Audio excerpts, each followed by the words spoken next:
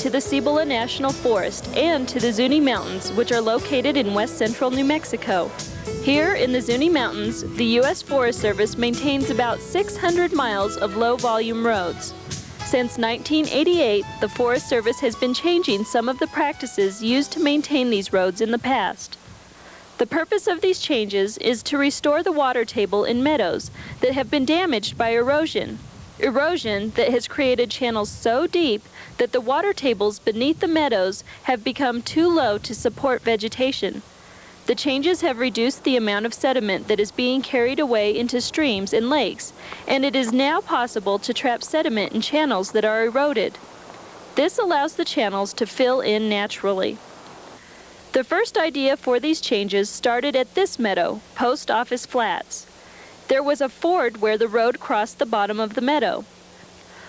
Over several years, traffic passing through the ford caused enough soil to be washed out of the crossing area that the channel was at least 2 feet lower than it had been when the road was constructed. This was enough of a drop in the water level to cause the meadow area to start dying out and an erosion channel to start moving through the meadow.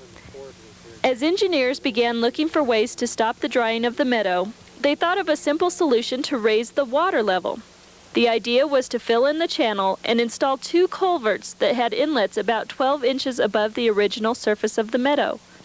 The culverts were installed following customary procedures for this work, except the inlets were at an increased height. No extra effort for the compaction was necessary, and about 2 feet of fill was placed over the culverts. The results here were rapid and encouraging. The first year, the vegetation in the meadow was showing the water table had raised enough to sustain the entire original meadow area, and the erosion channel that had been moving up through the meadow was beginning to fill in. 6 years after the culverts were installed, the entire meadow was restored and the erosion channel was completely filled in. Since these culverts with their raised inlets were installed, several hundred logging trucks have passed over them, and there has been no problem with the road supporting these very heavy loads. As part of the regular maintenance program, several culverts have been replaced that were located in eroded channels. The Forest Service has been very pleased with the results of these installations. The outlet of the culvert is placed so that it discharges into the bottom of the existing channel. Riprap is placed around the outlet to dissipate the energy of the water as it leaves the culvert. Water table levels upstream from each culvert with an elevated inlet have been raised. In Diener Canyon, a wall in front of the culvert inlet was constructed using Jersey barriers. This wall has been very effective in restoring the water table level in this meadow by stopping the erosion that was happening and using the existing culvert for drainage under the road. This wall has been in place for 6 years. It was installed so that the distance from the wall to the pipe is at least equal to twice the diameter of the pipe. This separation is adequate to allow for near the full hydraulic capacity of the pipe. An important factor in the stability of this wall is that the channel between the wall and the pipe was lined with grid blocks to keep the water falling from the wall from eroding this area. It is essential that riprap or something else is installed on the downstream side of the wall to prevent erosion. Geotextile material was placed on the upstream face of the wall to reduce seepage through the joints. At this location, the Forest Service wanted to maximize water storage behind the wall because the overland flow is intermittent. If this type of wall were constructed in a channel with perennial flow, filter fabric would probably not be needed. The Jersey barriers used to construct this wall in Diener Canyon were new. However, used Jersey barriers or barriers that have been chipped or cracked and not suitable for use as traffic barriers can be used. The other technique that can be used to raise the inlet of a culvert without having to replace it is to install a corrugated metal pipe elbow on the upstream end of the culvert. Shown here is an elbow that was installed on an existing culvert. It has been successful at raising the water table level upstream of the culvert.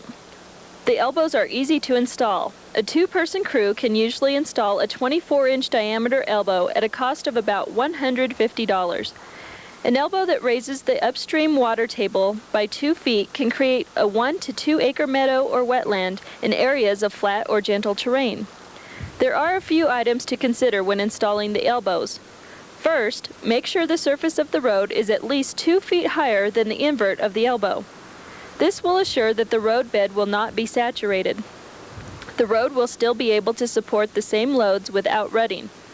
Second, make sure that the invert of the elbow is not so high that water will flow down the road rather than going through the culvert. This includes making sure that high flows will pass through the culvert rather than continuing on down the ditch. Again, at this installation, the erosion that was occurring in the channel upstream of the culvert has stopped. The elbows have been used to slow water so sediment will settle out of the water, thus storing the sediment in the area around the culvert. Shown here is a culvert in the 6 Mile Canyon area where the elbow has made it possible to store sediment. The sediment and the increased water storage behind the culvert help to create better growing conditions for plants. Keeping the sediment upstream of the culvert also improves the quality of water that flows downstream from it. Besides storing sediment that has been eroded upstream from a road, elbows and raised inlets have been used to trap sediment from the road itself. This has been an inexpensive solution to stopping sediment from roads that is causing water quality problems for nearby streams. This technique has also been used to impound water to create small ponds that wildlife and livestock can use. The idea of raising the inlets of culverts to restore or create meadows and to stop erosion has been very effective. It improves the condition of the land and water beside roads without having to make a large increase in funds used for road maintenance and construction. It is an activity that has shown how roads can be used to improve the environment.